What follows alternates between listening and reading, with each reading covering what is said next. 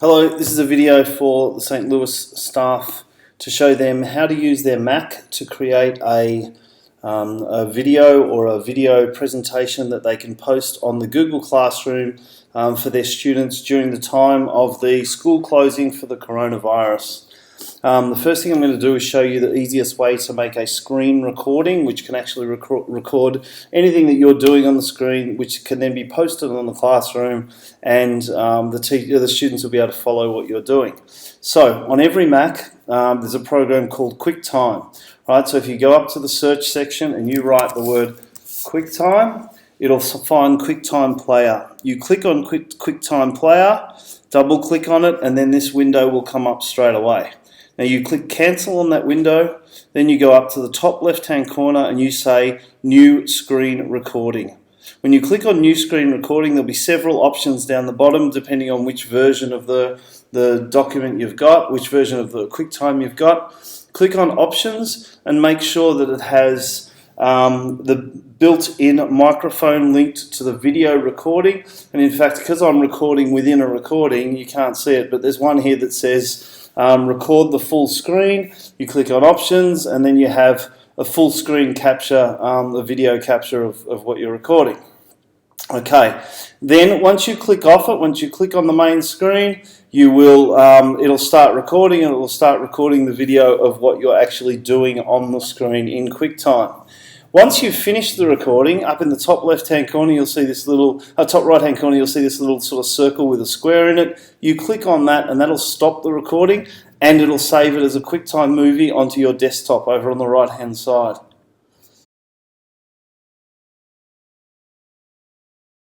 Start full screen recording, and you start recording, and then you would like to have some content to show your students. Right now, this could be a great time for you to use some digital content. You could always go through and run a lesson on PowerPoint, on how to use PowerPoint for kids, or you could go through and run a lesson on how to use Word for kids. Right, so there's lots of really great potential in making a video for the parents and for the students to use. I'm going to give you an example right now of a book, of how you could read a book to your students, record the audio, post it onto your classroom, and then that's going to be useful for the students. So you could go to either Safari or Google Chrome or Firefox, whichever one you use. I'm going to use Safari.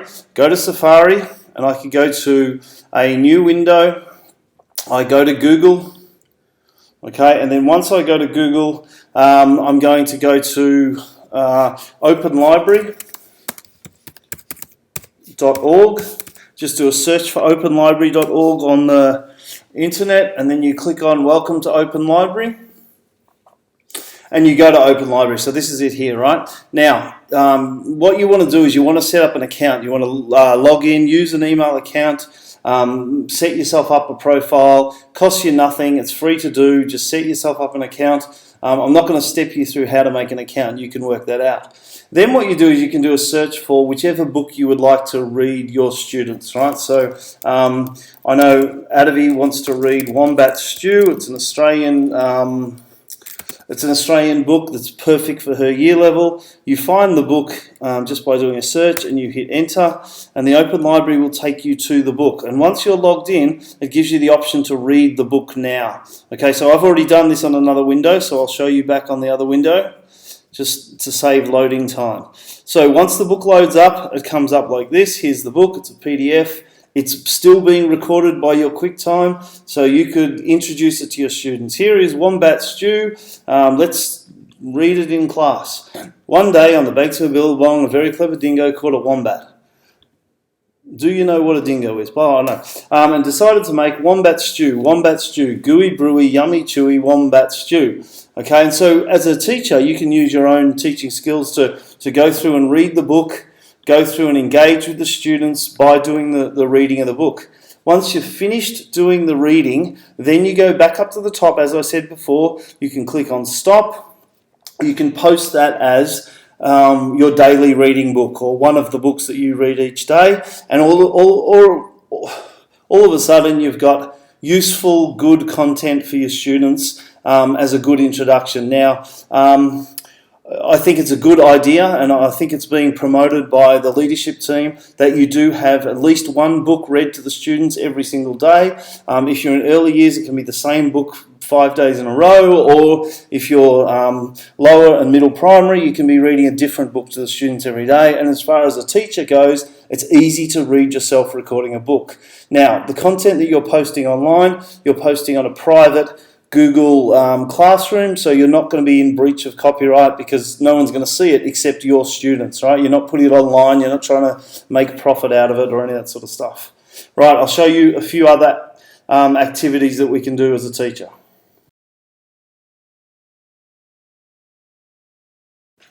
Okay, so you've gone on, you've read a book, you've read Wombat Stew, now you want to make useful content for your students, right? So I suggest you go online, go to Google, do a search. I'm going to do a search for Wombat Stew colouring pages. I hit enter on Google and I get obviously plenty of pages. Teachers are creative, you know how to do this. Primary teachers are great at doing this sort of stuff. So go on, grab a colouring sheet, drag it off, put it onto your desktop, open it in Word, whack a few lines on the top if you want to do a few lines, and come up with a PDF like this, right? So this is a PDF that Adavi made to go along with her reading. She's put her learning outcome on the top to use adjectives to describe the character from the story. She's dated it. She's used the picture off the internet and she's put a few lines of writing. Now, depending on your teaching style, I mean, you may be more creative than that and have no lines of writing and just say to the students, write about this picture. You could be more specific and more focused and say, write 5 words with, I don't know, 5 descriptive words doing this, I don't know. You could be more direct, or you can leave it open-ended. It's up to you how you do it, but ideally you're making a PDF, right? And so we've made this PDF ready to go. This goes hand in hand with the last video that you've just done. You're going to post both of them on the Classroom. Shortly I'm going to show you how to post everything onto the Classroom as well. That's going to be right at the end of the video. So what we're doing is putting together all the content first, having it ready, then you can upload all in one go, all right? And once you upload in one go, it's all there, and you can notify the students once it's all there ready to go, okay? So that's simply creating a PDF, go online, get a picture, put some lines in, put it together, bang, that's one piece of work, and it's something engaging for the students, right? So that's the first thing. Okay, so we're starting to build content to put online. So you've already got a video of you reading a book. The students get to see the pictures of the book, they get to hear your voice. You've got some worksheets. If you do worksheets, the students can work on the worksheets, they can download them, print them out, they can work on the screen on them, the parents can find a way for you to work with them, that's fine. Now you want to have some video of yourself. It's pretty important that students get to see your face, to have that familiarity with seeing you and hearing you speak, and you can even ask some questions. So all Macs have a program called Photo Booth. If you go up to the microscope and press Photo Booth, type in the words Photo Booth, and it will always come up. It's free, you don't have to download it, it's on every single Mac. You can go Photo Booth. So you open that up, your camera will start up on your machine, and your screen is still recording. So you can see this is recording me, I'm doing this video for you, so it's recording me. So you could be, good morning kids, how are you? You know, are you enjoying your time at home? I look forward to seeing you. Today's lesson is going to be about whatever our book is, Wombat Stew, and we've got a worksheet to go with it, and you'll have to get mum or dad to print it off, whatever, right? So you've got a video recording so that the students can see you, right? And they love that. They love that they can see your face on the video. There's a few special effects you can do. So if you hit the special effects in the bottom right-hand corner, you can go and make it a bit fun. Today I'm in love, or you can go and say, I'm not feeling very well, my face feels a bit, whatever, right? Just make it a bit fun for the students so they're engaged, right? So once they're engaged, they're going to want to see your video every day and see what silly thing you're doing every day, right? So Photo Booth is a great way to do that. Once again, once you finish the recording, you hit that stop button in the top right-hand corner and you can save your daily video recording. Okay, now we want to make some different content. You know, at the moment we're relying on the students watching video of you reading, watching a video of you speaking, working on a PowerPoint and printing it off. But what happens if they haven't got a printer? What happens if they have to actually work on their computers themselves? So you need a little bit of content that they can actually work on live, right? So I'm just going to run a very, very quick lesson on PowerPoint. So you might have Keynote or Pages or one of those programs on your Mac. If you've got PowerPoint, you can either do it on PowerPoint or you can go onto Google, and you might decide to do it on Google in Docs or in Sheets or in Slides, right? So part of the Google package, you log in with your normal school account, you've got Docs, you've got Sheets, you've got Slides, you can create a document, you can share that document with your students and they can actually work on it on their screen. Now I'm going to do it in PowerPoint just because I've got a good lesson in PowerPoint, right? So that's what I'm going to do. We're going to start with a blank presentation. We're going to click Create over in the bottom right hand corner and a blank page will come up. Okay. Once the blank page comes up, you ask the students to write their name, and this is a good way to check who's doing the work and who's not doing their work, right? So in this situation, I might do Miss Adavi. So she's written her name, and then she's going to write 3 things she likes. I like dancing. Make some mistakes, fix that. I like dancing. I like singing. I don't know, it doesn't really matter. I like the colour red. I like travel. Okay, so you've asked the students to write their name, and then you've asked them to write 4 different things that they like, right? And that's a typing lesson in itself, and it's a navigation around the keyboard lesson for half the students. How do they do a full stop? How do they get to the next line? How do they, I don't know, click? How do they click and drag? Those sorts of things, depending on the year level, can be a challenge in themselves for the students, right? But you want to extend it further, right? So let's say Miss Adavi. We want to make Miss Adavi a little bit bigger. So we click and highlight, click and drag. We go up here to the size. We click on the size of the font and we can make the font bigger. We can move the box up if we want to move the box. We can add colour, click and drag, highlight the line, go to the colour. We could click and make that colour. We could extend the box a little bit, give it a little bit more size, and we might make singing a larger font as well. We might make that 60 point. Now we want to make it a bit more creative, so out of his name we're going to go through and we're going to change the fonts, and we might make her a little bit like this. In fact, we might make her first name an italic-y type font, something like that. You could teach the kids bold, italic, underline. You could do that if you wanted to do that. We want to be a bit more creative. The next step is they click on, we could go to shape fill, and you could fill the background of the box in a certain colour. And the students love this, right? The students absolutely adore doing this. So you can give them a box. They can click on this thing and spin the name a little bit, and all of a sudden you've got this great IT lesson which also has literacy or English content as well that can go in it. So it's a good style. It's a good way to do an IT lesson. Engage the kids. You've got work that they produce. You can see who's producing the work, and the students will do this all day for you. They will just keep doing it. They absolutely love doing PowerPoints and stuff like that. So this is a really quick lesson. You can see the things that I'm doing here. Happy face, sad face. How are you today? I'm feeling sad. I'm not at school. I'm happy. I am at school. The students will just keep working on this, right? So these are little lessons that you could do with the students, and you record the lesson. Now, the key to this is that you could then save this file, post this file on the classroom, and get the students to alter it and change it their way, all right? Or to copy it, or create a new slide from here, and they have to create, there's your slide at the top, they have to create their slide underneath that. So you could do that, and that's a good IT type lesson for the kids. It's something that they would really like. Okay, so now you've got printed content, you've got video content, you've got you reading a book, and you've got digital content that the students can use. So you're all of a sudden you're building up this really great amount of work, and you saw that took me 2 minutes to make this video, this little section here for the students to do. I go File, Save As, I save that file, and I call it PowerPoint Day 1, whatever you want to call it, right? PowerPoint Day 1.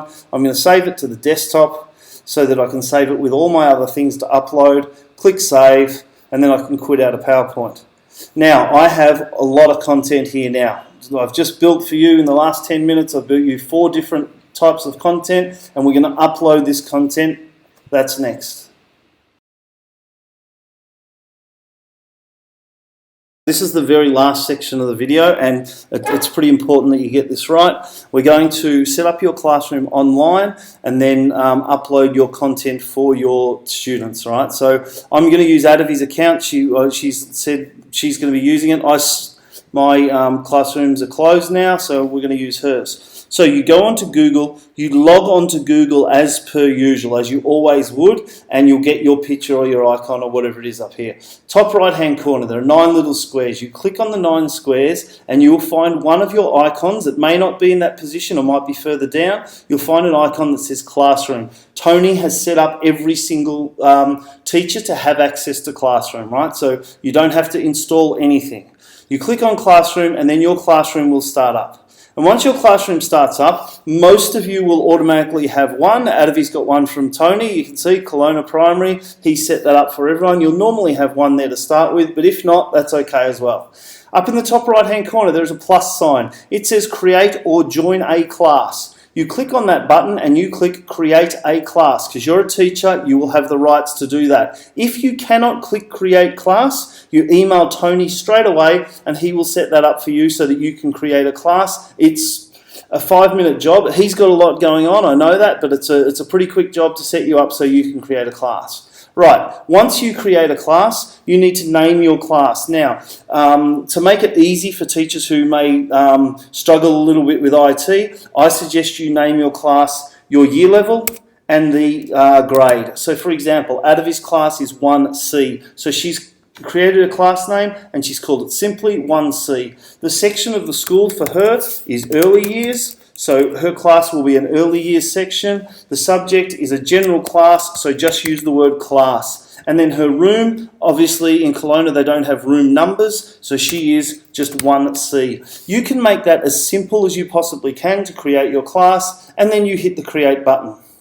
Once you do that, the class is created. It's created online on Google, and you're going to be able to share access to that to every single one of your students. Now, what that'll be is the teachers will have to communicate with the parents, or the school will communicate with the parents and give them the code to get into your classroom. Now, that's something that management will organise, and you'll be informed on how they do that. I'm not sure how they're going to do that at the moment, but that's what's going to happen. Now, once you create a class, this is important. It tells you straight away your class code, okay? So it'll tell you what your class code is, and you share that code. You can click display. You share that code with your students, and then they can go onto Google and they can click and join a class, okay? So they need to be able to log into Google, get on and join a class. Now that's going to be part of the parental responsibility to get them on and make sure that they're doing it. You can't be telling them how to do that. Your job is to post your content and share your classroom code and make sure that they have access to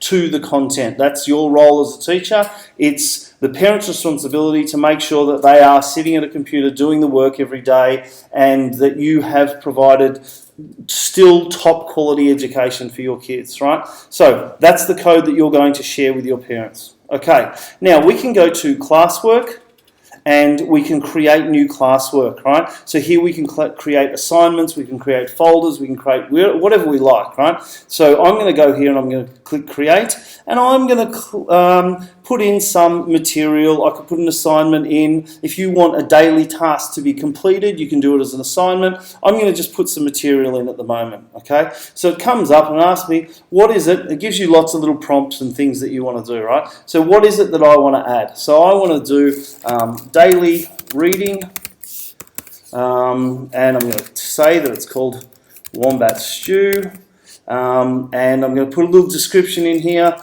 Today's class book is You put in whatever content you want to put in there, okay?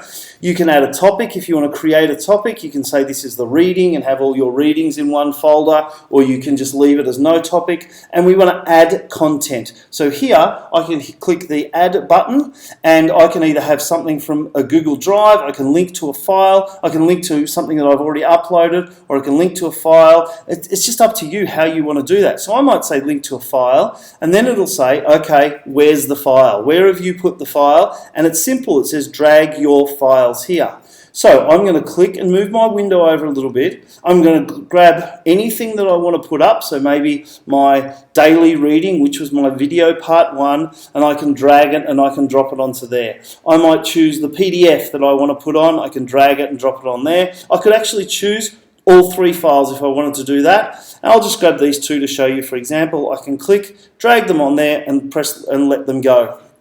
Now, once they go there, that is not uploaded yet. You still have to click this upload button down here. If you don't click that uploaded button, then it's not going to work, right? So you've got to make sure that you click that upload button, and then it'll take, depending on your internet connection, a minute, 2 minutes, couple of minutes. You can see my internet connection's average. It's not too bad. It's uploading my PowerPoint. It's uploading my PDF. And this is going to be today's class content, right? Now, I'll just let this upload, then I'll show you the next section. It's important that you still don't make mistakes, that you make sure that you take pride in what you're doing. I've made a little mistake, so I'm going to show you how to fix that as well. Remember, the students are seeing this every day, the parents are seeing this every day, so you have to maintain your professionalism and your skill, right? Which I know you'll do. I'm not telling you what to do. You know how to teach. Right, come on. There we go. Now, I've written here today's class book, but I haven't put my apostrophe in. So I'm going to make sure I fix that, right? So you want to make sure that what you type here is correct. Even if you run it through a spell checker, make sure it's correct, because the parents are going to see it and you want to make sure that you're doing the right thing. Okay, so I've created my content here, and I'm going to go post. Now, I know that I've created some great material, I've uploaded it, it's sitting there. If I want to add a topic, it's going to tell me how to add a topic, all that sort of stuff. Now, when the students come on and can see, you might put the date on here, or this one's posted at 8 o'clock, right? So you can put the date on there, you can put whatever title you want on there. Students come on, they click on it, and then they can say, here's the PDF, here's this, and if you've got videos, here's the videos, and they'll be able to access this content. In fact, so I suggest you do put a date on here so that they've got daily work, and that you can show that you're constantly working every single day. Because remember, if you're at home, you're still expected to be working the normal hours of the school day, and that's creating content, uploading, communicating with parents. You're there to be supporting the students, supporting their learning, even if they're at home. Okay, so that's that. You can go to stream, back to stream at the top here, and you can see the work has been posted here. So this is the first thing that we've started posting for Adavi's 1C classroom. Like I said, you need to share this code. That code has to be shared with the parents. From a parental point of view, the parents will go to Google. They'll have to log in with their accounts. They can go into the classroom, and then when they go to classroom, instead of creating classroom, they won't be able to do that. They'll go on and they'll say join class. You can see I'm doing this here. When they say join class, just get out of this, it'll say what is the code. They can put the code that you've sent them into there, and then they say join, and then they actually will become a member of the class. You can see here at the moment this has 0 students. They will have all of their students will fill this up, and then you know that they can get on. Now, you don't create a new classroom for every day. You just keep using the same classroom every day, and each day you go and add more content each day, right? So you just keep going to classwork, create, add new content. Classwork, create, add new content. So in theory, you could create a week's worth of content, put it all up on there, have day 1, day 2, day 3, day 4, day 5. It's better if you create a daily video, and you'll be given instructions by the senior leadership team as to expectations and other things you might do, right? So, for example, I know Kelowna use Purple Mash, right? So maybe they'll say one day you have to work on Purple Mash, create a video, teach the kids how to do it, and get them on Purple Mash, and that might be a daily thing, right? Whatever content you put up, you need to put it on here. Okay, now, if you have any questions about these videos, if you've got any questions about doing content, if you've got any questions, you need to follow the correct chain of command. So you need to go to your coordinator. Early years, obviously, you're going to Atavi. Primary school at Kelowna, you're going to go to Cara, and then higher, Gav. You make sure you go to the right person. Ask them for support, and they will direct you in the right area, or they'll try and provide support themselves. That's it. I hope this has been helpful. Thanks.